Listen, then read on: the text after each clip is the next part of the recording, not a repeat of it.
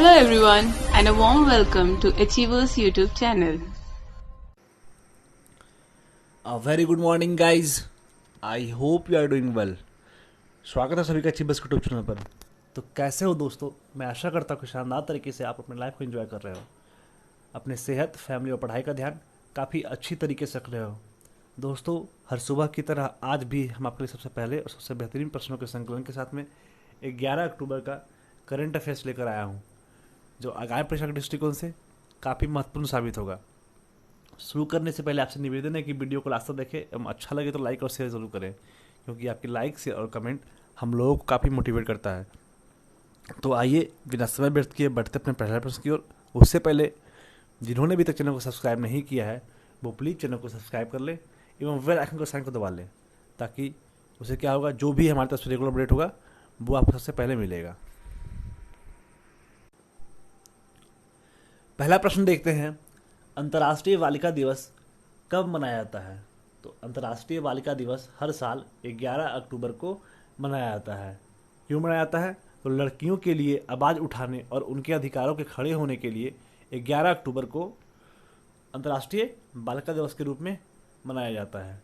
जो भी है हमारे समाज में, जो भी हमारे घर में, अपने परिवार में लड़कियां हैं, उनकी भी इक्वल समानता रखनी चाहिए। आपको सेम इज्जत देना चाहिए। जिस तरीके जितना हम लोग लड़कों के वैल्यू दे रहे हैं उतने वैल्यू लड़कियों को देना चाहिए, क्योंकि समाज का ये दो पहलू हैं और जब दोनों पहलू स्ट्रांग रहेंगे तभी समाज अच्छी तरीके से चल पाएगा, समझे? तो इसीलिए हमारे घर में, हमारे परिवार में जो भी लड़कियां हैं उनको भी आपको मोटिवेट करना चाहिए, उनको भी सेम वैल्यू देना चाहिए, ताकि हमारा घर, हमारा परिवार और डेवलप हो सके। तो ये था आपका अंतर्राष्ट्रीय बालिका दिवस, जो कि 11 अक्टूबर को हर साल मनाया जाता है। अब अगला क्वेश्चन देखते हैं, भारत ने अमेरिका के किस शहर में 1.8 मिलियन N95 मास्क दान किए हैं? तो ये फिलाडेल्फिया शहर है अमेरिका का, जहाँ पे 1.8 मिलियन N95 मास्क दान दिए हैं। भारत में नहीं दिए हैं वो अलग बात है, लेकिन अमेरिका को खुश करने के लिए ये फिलाडेल्फिया शहर में भारत के द्वारा 1.8 मिलियन N95 मास्क दान दिया गया है। चलिए कोई बात नहीं, अगला क्वेश्चन देखते हैं हम लोग। किस देश में भारतीय उच्चायोग ने वीज़ा सेवा बहाल करने की घोषणा की है? तो जो उच्चायोग वीज़ा सेवा बहाल करने का घोषणा किया गया है वो देश है कौन? ढाका। ढाका कहाँ है? बांग्लादेश में, ठीक है। तो बांग्लादेश का बात है तो उससे जुड़े फैक्टर रहते हैं। कैपिटल कहाँ है? ढाका है। और लार्जेस्ट सिटी भी इसका ढाका ही है। ऑफिशियल लैंग्वेज जो है बंगाली है और प्रेसिडेंट अब्दुल हामिद है। पीएम है शेख हसीना और करेंसी टका चलता है। पार्लियामेंट को जातीय संसद भवन बोलते हैं। चलिए आप लोग को बताना है कि आपका जो बांग्लादेश है वो भारत के किस किस राज्य से बाउंड्री शेयर करता है। तो इसका कमेंट आपको इसका जो आंसर है वो आप लोगों को कमेंट में देना है। चलिए अब अगला क्वेश्चन की तरफ रुख करते हैं। क्वेश्चन है, वीडियो कॉन्फ्रेंसिंग के माध्यम से 11 अक्टूबर को स्वामित्व योजना के तहत प्रॉपर्टी कार्ड के भौतिक वितरण का शुभारंभ किसके द्वारा किया जाएगा? तो ये हमारे देश के माननीय प्रधानमंत्री नरेंद्र मोदी के द्वारा आपका 11 अक्टूबर को स्वामित्व योजना के तहत प्रॉपर्टी कार्ड के लिए भौतिक विवरण का शुभारंभ किया जाएगा। ये जो किया जाएगा ये वीडियो कॉन्फ्रेंसिंग के थ्रू किया जाएगा, ठीक है। स्वामित्व योजना जिसे इस वर्ष अप्रैल 2020 में शुरू किया गया था, इसका उद्देश्य गांव के संपत्ति धारकों को उनके मालिकाना हक के रिकॉर्ड के रूप में प्रॉपर्टी कार्ड उपलब्ध कराना है, ठीक है। तो ये नरेंद्र मोदी के द्वारा आपका शुभारंभ किया जाएगा।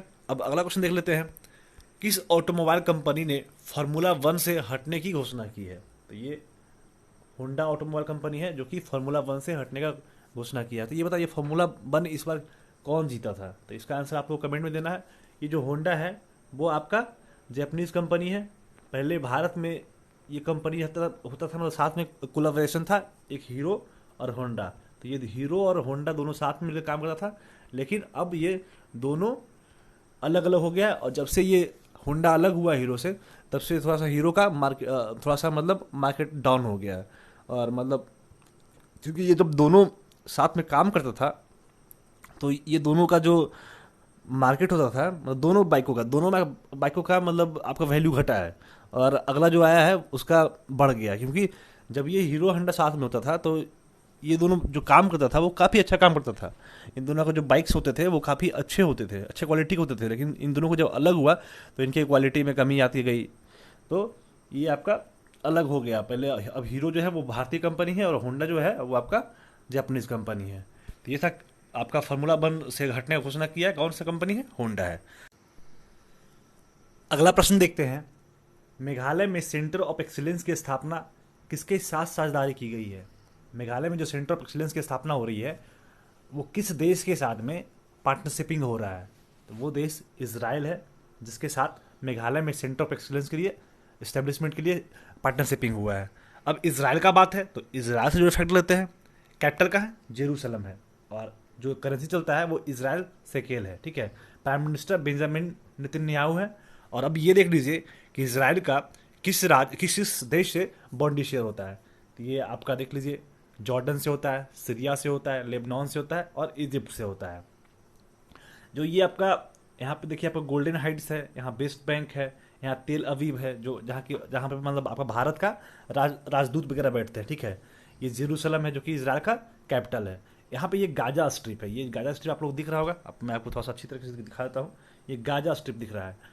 ये जो गाजा स्ट्रिप है, इसके क्षेत्राधिकार के लिए अपने अपने में मिलाने के लिए आपका फिलिस्तीन और इजराइल, ये दोनों में काफ़ी ज़्यादा मुद्दा है। हमेशा वो लैमलाइट में रहता है, हमेशा वो लड़ाई झगड़े के विषय बना रहता है ये गाजा स्ट्रिप। ठीक है, इसमें एक हमास एक कम्युनिटी है जो कि थोड़ा सा टेरर कम्युनिटी है, थोड़ा सा बदमाश कम्युनिटी है, और इन लोगों के द्वारा ही हमेशा गाजा स्ट्रिप को कब्जाने का सब कुछ बहुत ज़्यादा, मतलब ये जो मुद्दा है वो काफ़ी, हमेशा इसके चक्कर में कितने लोगों को जान गए हैं, और हमेशा ये लड़ाई का मुद्दा बना रहता है गाजा स्ट्रिप, समझे, जो कि आपका इजराइल और फिलिस्तीन का भाग है। तो ये था आपका इजराइल से संबंधित बात। अब अगला क्वेश्चन देख लेते हैं। अगला क्वेश्चन है, किस राज्य ने उच्च शिक्षा में ई लर्निंग के लिए यूट्यूब पर चैनल डिस्टाभो शुरू किया है? डिस्टाभो, डिस्टीवी नहीं, डिस्टाभो। तो ये शुरू किया गया है गोवा राज्य सरकार के द्वारा यूट्यूब पर उच्च शिक्षा ई लर्निंग के लिए। ठीक है, इंटरनेट लर्निंग के लिए आपका गोवा सरकार के द्वारा यूट्यूब पर डिस्टाभो शुरू किया गया है। अब गोवा का बात है तो गोवा से फैक्ट देख लेते हैं। कैपिटल है पणजी और largest city Vasco D gamma है। गवर्नर है भगत सिंह कोश्यारी और चीफ मिनिस्टर प्रमोद सावंत है। विधानसभा में कुल 40 सीट है और ये एरिया बाय रैंकिंग 28 है। पॉपुलेशन बाय रैंकिंग 26 है और लोकसभा में 2 सीट है और राज्यसभा में 1 सीट है। ये था आपका गोवा के बारे में बात। और अब ये देख लीजिए कि गोवा किस किस राज्य से बॉन्ड शेयर करता है। तो ये आपका महाराष्ट्र से करता है, कर्नाटका से करता है। ठीक है, अब एक national park, important national park है जो जिसका नाम है भवन महावीर नेशनल पार्क। क्या है? सॉरी, भगवान महावीर नेशनल पार्क, भवन नहीं, भगवान महावीर नेशनल पार्क। आप मैप में देख लीजिए कि आपका गोवा किस किस राज्य से बॉन्ड शेयर कर रहा है। तो ये आपका गोवा का ये एरिया है, महाराष्ट्र से कर रहा है और कर्नाटका से कर रहा है। तो ये था गोवा से संबंधित जो भी बात था वो मैं आपको बता दिया। अब अगला क्वेश्चन देख लेते हैं। विशर अल खसावने को किस देश के प्रधानमंत्री नियुक्त किया गया है? विशर अल खसावने, तो ये इन्हें जॉर्डन के प्रधानमंत्री के रूप में नियुक्त किया गया है, बिशर अल खसावने को। अब जॉर्डन का कैपिटल का है? अम्मान है। ठीक है, और ये जो जॉर्डन जो है वो एशिया कॉन्टिनेंट में पड़ता है। कौन सा कॉन्टिनेंट पड़ता है? एशिया कॉन्टिनेंट में पड़ता है। वहाँ के जो मोनार्क हैं वो अब्दुल्ला सेकेंड है और प्राइम मिनिस्टर जो अभी बने हैं विशर अल खसाव। ठीक है, करेंसी चलता है जॉर्डन दिनार। अब ये देख लीजिए कि जॉर्डन किस किस राज्य से इसका, सॉरी, किस किस देश से इसका बॉन्डी शेयर होता है। तो ये आपका जॉर्डन का पार्ट है, जो अम्मान इसका कैपिटल है। सऊदी अरबिया से टच कर रहा है, इराक से टच कर रहा है, सीरिया से कर रहा है, लेबनान से कर रहा है, इजराइल से कर रहा है। ठीक है, इधर फिलिस्तीन का भाग है उससे कर रहा है, इजिप्ट। तो ये कुछ देश है जिससे जॉर्डन का बॉन्डी शेयर होता है। यहाँ पे देख लीजिए मेडिटेरियन सी है, ये गल्फ ऑफ अदन है। तो ये था आपका जॉर्डन का बात। अब अगला क्वेश्चन देखते हैं, हाल ही में किस राज्य सरकार ने मुख्यमंत्री और स्वरोजगार योजना लॉन्च की है? ये उत्तराखंड राज्य सरकार के द्वारा मुख्यमंत्री और स्वरोजगार योजना लॉन्च किया गया है। अब उत्तराखंड का बात है तो उससे जो फैक्ट रहते हैं, कैपिटल कहाँ है? गैरीसेन। गैरीसेन जो है वो इसका समर कैपिटल है और मेन कैपिटल जो है वो देहरादून है, जो कि इसका विंटर कैपिटल है। लार्जेस्ट सिटी इसका देहरादून है। ठीक है, गवर्नर है बेबी रानी मौर्य, काफी प्यारा नाम बेबी रानी मौर्य, और chief minister Trivendra Singh Rawat. Area bye ranking 19th है और पॉपुलेशन बाय रैंकिंग 21st है। यहाँ पे कुछ इंपॉर्टेंट नेशनल पार्क है जो एग्जाम पॉइंट ऑफ व्यू से काफ़ी इंपॉर्टेंट है। वो नेशनल पार्क को देख लीजिए। जिम कॉर्बेट नेशनल पार्क है, राजा जी नेशनल पार्क है, valley of flower national park है, नंदा देवी नेशनल पार्क है, गंगोत्री नेशनल पार्क, गोविंद पशु विहार नेशनल पार्क। ये जो ऊपर का 3 नेशनल पार्क है ना, Jim Corbett, Rajaji national park, valley of flower national park, Nanda Devi national park, ये कुल 4 ऊपर का है। वो 4 काफ़ी इंपॉर्टेंट है और इससे एग्जाम में क्वेश्चन पूछा जाता है। तो 4 तो आपको पहले से याद ही होगा। आपका जो बच गया गंगोत्री नेशनल पार्क और गोविंद पशु विहार नेशनल पार्क, पशु नेशनल पार्क, ये दोनों को भी आप याद कर लीजिए, ताकि अगर जो एग्जाम में कभी पूछ दे, गलती से भी पूछ दे, तो आप सही करके ले जाओ। ये जो जिम कॉर्बेट नेशनल पार्क है वो टाइगर्स के लिए इंपॉर्टेंट है। राजाजी नेशनल पार्क है जो कि आपका नेचुरल ब्यूटी के लिए काफ़ी प्रसिद्ध है। और valley of flower national park है वो कलरफुल वैलीज के लिए इंपॉर्टेंट है। और नंदा देवी नेशनल पार्क वो आपका वर्ल्ड हेरिटेज साइट में इसका मतलब नाम गया हुआ है, वहाँ मतलब इसको वर्ल्ड हेरिटेज साइट के श्रेणी में दिया हुआ है। गंगोत्री नेशनल पार्क वो आपका अलग अलग डिफरेंट टाइप का स्पेसीज के लिए इंपॉर्टेंट है। और गोविंद पशु विहार नेशनल पार्क है जो आपको वैलीज के लिए भी इंपॉर्टेंट है। तो ये था आपका उत्तराखंड का इंपॉर्टेंट नेशनल पार्क। चलिए आप लोग ये बताइए कि उत्तराखंड किस किस राज्य से इसका बाउंड्री शेयर होता है। तो इसका आंसर आपको कमेंट में देना है। अगला प्रश्न देखते हैं, राष्ट्रीय डाक दिवस प्रत्येक वर्ष कब मनाया जाता है। तो राष्ट्रीय डाक दिवस जो है वो 10 अक्टूबर को हर वर्ष मनाया जाता है। ये जो डाक दिवस है वो मनाने का लक्ष्य क्या है, डाक मतलब क्षेत्र को और बढ़ावा देने के लिए ये डाक दिवस हर वर्ष मनाया जाता है।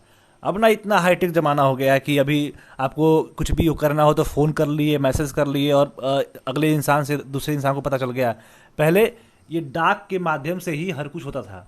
पहले चिट्ठियाँ लोग लिखते थे अपने अपने अपने जो लोग होते, जो फैमिलीज लोग होते हैं, तो आज चिट्ठी लिखे तो फिर आपको कुछ दिन बाद चिट्ठी वहाँ पहुँचता था। काफ़ी एक्साइटमेंट होता था। अगर जो एक प्रेमी दूसरे प्रेमी के लिए लिखते थे तो आज लिखे, अगले आपको 1 सप्ताह बाद उनको पत्र मिलते थे, तो वो उन्होंने मतलब वो पढ़ते थे, उसके बाद वो रिप्लाई करते थे, तो फिर यहाँ मिलता था। तो फिर ऐसे ऐसे मैसेज का आदान प्रदान आपका डाक के माध्यम से हुआ करता था। लेकिन अब मतलब हाईटेक इतना ज़माना हो गया है कि मतलब जो भी करना हो फ़ोन से बतिया लिए। यहाँ तो अब तो वीडियो कॉलिंग होना स्टार्ट हो गया, जो भी चेहरा देखना स्टार्ट कर दिए, मैसेज करना स्टार्ट कर दिए। तो अब इसका इंपॉर्टेंस थोड़ा कम पड़ गया, लेकिन फिर भी डाक का इंपॉर्टेंस अभी भी है। ताकि जैसे अभी अभी क्या होता है कि लोगों का हम लोग बैंक में खाता खुलवाते हैं, तो ऐसा क्या होता है कि नॉन प्रिंटेड एटीएम भी मिलता है, लेकिन प्रिंटेड एटीएम जो होता है वो आपको डाक के माध्यम से घर पहुंचाया जाता है। कुछ भी आपको पेपर्स आने होते हैं, गवर्नमेंट पेपर होते हैं, तो वो भी डाक के माध्यम से ही आते हैं। तो अभी भी इसका इंपॉर्टेंट है। हालांकि जो निजी जीवन में है इसका इंपॉर्टेंट कम गया है, लेकिन बाकी इंपॉर्टेंट है ही। ठीक है, तो ये था आपका राष्ट्रीय डाक दिवस जो कि हर साल 10 अक्टूबर को मनाया जाता है। अगला प्रश्न है, विश्व प्रवासी पक्षी दिवस प्रत्येक वर्ष कब मनाया जाता है। तो विश्व प्रवासी पक्षी दिवस जो है वो हर साल 10 अक्टूबर और 9 मई को मनाया जाता है। ये 2 दिन है, 10 अक्टूबर और 9 मई, ये दोनों दिनों के विश्व प्रवासी दिवस के रूप में मनाया जाता है। ये जो प्रवासी दिवस है आपका साइबेरिया से बहुत सारा आपका माइग्रेंट आपका बर्ड्स आते हैं और उनके ही आपको बढ़ावा देने के लिए आपका विश्व प्रवासी दिवस के रूप में मनाया जाता है। इस बार का जो आपका प्रवासी दिवस का थीम था वो था वर्ड्स कनेक्ट आवर वर्ल्ड। क्या है? Words connect our world. ये 2020 के आपका माइग्रेटरी वर्ल्ड डे का आपका थीम था। अब अगला प्रश्न देख लेते हैं, भारत और अमेरिका के बाद किस देश ने टिकटॉक पर प्रतिबंध लगा दिया है। तो ये पाकिस्तान के द्वारा भारत और अमेरिका के बाद में टिकटॉक पर बैन लगाने वाला राष्ट्र बन गया पाकिस्तान। थोड़ा सा अनडाइजेस्टेबल बात है, डाइजेस्ट नहीं हो रहा है मुझे कि पाकिस्तान कैसे चीन के ऐप्स को बंद कर दिया है।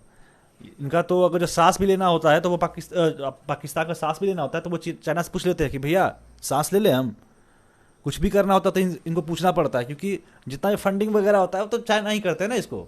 जितना भी टेररिस्ट का फंडिंग वगैरह होता है सब तो उधर से ही चल रहा है, और चाइना के दम से ही तो इनका थोड़ा सा आवाज़ भी निकल रहा है। तो पता नहीं किस हक से इन्होंने टिकटॉक को प्रतिबंध कर दिया है, थोड़ा सा अनपचा बात है। चलिए, अगर बैन किया है तो कुछ अच्छा ही इनिशिएटिव स्टार्ट किया होगा। तो अब आप लोग क्या करना है, पाकिस्तान के बारे में जो भी फैक्ट्स है, जैसे वहाँ के प्राइम मिनिस्टर कौन है, जो भी फैक्ट्स हैं, कब इंडिपेंडेंट हुआ है, कब अलग राष्ट्र बना है, जो भी होता है वो आप लोगों को कमेंट में आंसर देना है। तो ये था आपका 12वां क्वेश्चन। अब अगला प्रश्न देखते हैं, 100% नल जल देने वाला देश का पहला राज्य कौन बना है। तो ये गोवा है जो कि 100% नल जल देने वाला भारत का पहला राज्य है। अभी हर गांव में जल नल का कार्यक्रम स्टार्ट हुआ है। जल नल, जिसमें क्या है कि हर घर में जल की आपूर्ति करना, पाइप नलों के द्वारा हर घर में जल की आपूर्ति करना हो रहा है। जैसे गांव वगैरह में क्या होता है कि बहुत बड़ा सा टैंक बैठा दिया जाता है, और उस टैंक में क्या होता है, पानी भरता रहता है, मतलब बोरिंग के थ्रू पानी भरता है, और उसके बाद क्या होता है कि पूरे गांव में पाइप बिछाया जाता है पानी वाला, और उस पाइप के थ्रू हर घर में आपका स्वच्छ पानी का पहुंचाना होता है, जिससे लोगों को अच्छा पानी मिल सके। अभी भी बहुत सारे ऐसा क्षेत्र है जहाँ पे पानी का कमी है, और पानी की कमी के कारण लोगों का स्वास्थ्य काफ़ी प्रभावित होता है। तो उसको अच्छा करने के लिए ये आपका जल नल जो है वो कार्यक्रम स्टार्ट किया गया है। और जो उसका पहला जो राज्य है जहाँ पे हर जगह से हर तरीके से परिपूर्ण किया गया है जल नल को, वो तो गोवा है। कौन है? गोवा है। तो ये था आपका 13वां क्वेश्चन। अब अगला प्रश्न देखते हैं। यूएई में क्रिकेट अकादमी स्थापित करने वाले पहली आईपीएल टीम कौन बने हैं? कौन बनी है? तो ये राजस्थान रॉयल्स है, जो कि यूएई में क्रिकेट अकादमी को स्टैब्लिश करने वाले फर्स्ट आईपीएल टीम बना है। चलिए आप लोग को ये बताना है कि राजस्थान रॉयल्स के कैप्टन के नाम अभी कौन है, अभी कौन कैप्टन है। तो कैप्टन के नाम को आपको बताना है, और ये भी आप बता दीजिएगा कि जो राजस्थान रॉयल्स है वो कभी ट्रॉफी जीता है, अगर ट्रॉफी जीता है तो वो कब जीता है और किसके कैप्टनसी में जीता है। तो वही आपको 2 क्वेश्चन का आंसर करना है। और मैं क्लू देता हूँ, ये जो भी फिलहाल कैप्टन है वो ऑस्ट्रेलिया देश के भी कैप्टन है, तो उनका नाम आप लोगों को कमेंट में लिखना है। अब अगला प्रश्न देखते हैं, जो कि आपका क्वेश्चन द लास्ट डे, जिसका जो क्वेश्चन आपसे कल पूछा गया था। क्वेश्चन है, भारतीय संविधान में राज्य के नीति निषेध तत्व को किस देश से लिया गया है? जो डायरेक्टिव प्रिंसिपल है वो किस देश से लिया गया है? तो वो आयरलैंड से लिया गया है। और इस प्रश्न का आंसर 2 लोगों के द्वारा काफ़ी अच्छा किया गया। ये आपका ब्यूटी सिंह है और दूसरा आपका दीक्षा गर्ग जी है। इन दोनों के द्वारा काफ़ी अच्छी तरीके से किया गया। आपका जो है आयरलैंड है, वो सॉरी आयरलैंड नहीं है, जो आपका डायरेक्टिव प्रिंसिपल लिया गया है वो आयरलैंड से लिया गया है। और ये कहाँ है? आपका कॉन्स्टिट्यूशन का पार्ट 4 में है, ठीक है। उसके बाद आर्टिकल 36 से 51 के बीच में आपका डायरेक्टिव प्रिंसिपल आता है, ठीक है। इन्होंने काफ़ी अच्छे तरीके से आंसर दिया था। उसके बाद इसको IRCTC का फुल फॉर्म पूछा गया था, इसका आंसर भी अच्छा दिया था, ठीक है। तो ये था आपका पूरा डायरेक्टिव प्रिंसिपल के बारे में। और इसी तरीके से आप हर दिन आंसर करते रहिए ब्यूटी जी और दीक्षा जी। आपको भगवान खूब सारी शक्ति दे, खूब सारी ऊर्जा दे, ताकि आप अपने लक्ष्य को जल्दी से अचीव करो और अपने घर परिवार अपने देश का नाम रोशन करो। अब फाइनली मूव करते हैं क्वेश्चन ऑफ द डे, जिसका आंसर आप लोगों को कमेंट में देना है। क्वेश्चन है, which UT has recently signed an MOU with the national dairy development board for promoting dairy and rural livelihoods. मतलब किस केंद्र शासित प्रदेश के द्वारा डेयरी एंड रूरल लाइवलीहुड्स को प्रमोट करने के लिए नेशनल डेयरी डेवलपमेंट के साथ MOU हस्ताक्षर किया गया है? Option A Daman and Diu, option B Dadra Nagar Haveli, option C Delhi, option D Ladakh. तो इसका आंसर आप लोगों को कमेंट में देना है। और जितने प्रश्न मैं आपसे पूछा हूँ, आई थिंक आज 4-5 क्वेश्चन मैं सब मिला के पूछ लिया हूँगा, तो आपको प्रोपरली ढंग से एक कमेंट में आंसर करना है। मतलब अगर जो आप एक कमेंट कर रहे हो ना, तो पहला क्वेश्चन, उसका दूसरा क्वेश्चन, उसका तीसरा क्वेश्चन, एक सीक्वेंस वाइज में आंसर देते रहना, ठीक है। उससे क्या होगा कि हमको हर व्यक्ति का नाम लेने में थोड़ा अच्छा लगेगा, सहूलियत मिलेगा। ऐसे क्या करते हैं कि आप एक कमेंट में दिए आंसर, अगला कमेंट में दे दिए, अगला आंसर अगला कमेंट में दे दिए, तो क्या होता है उससे आपका मैं नाम नहीं ले पाता हूँ, और मुझे काफ़ी बुरा लगता है जब आप इतना एफर्ट लगाते हो, मैं आपका नहीं नाम ले पाता हूँ। तो ठीक है, तो आपको क्या करना है कि सब कमेंट को सीक्वेंस वाइज में लिखना है। यदि आप GK GS या स्टैटिक के कोई भी विषय का फ्री स्टडी मटेरियल पढ़ना चाहते हैं तो हमारे वेबसाइट पर ज़रूर विजिट करें, जिसका लिंक नीचे डिस्क्रिप्शन में दिया हुआ है। साथ ही साथ GK GS करंट अफेयर्स की डेली क्यूज़ के लिए हमारे टेलीग्राम ग्रुप को ज्वाइन करें। आज के PDF के लिए हमारे ऑफिशियल टेलीग्राम चैनल को सब्सक्राइब करें, इसका भी लिंक नीचे डिस्क्रिप्शन में दिया हुआ है। आप लोग पढ़ते रहें, घर पे रहें, सुरक्षित रहें, और यदि वीडियो अच्छा लगे तो लाइक कर दें और इसे अपने सगे संबंधियों दोस्तों में शेयर करें। और यदि आप हमारे चैनल पर नए हैं तो चैनल को सब्सक्राइब कर लें। वीडियो में अंत तक बने रहने के लिए बहुत बहुत धन्यवाद। मिलते हैं आपसे अगले दिन। जय हिंद।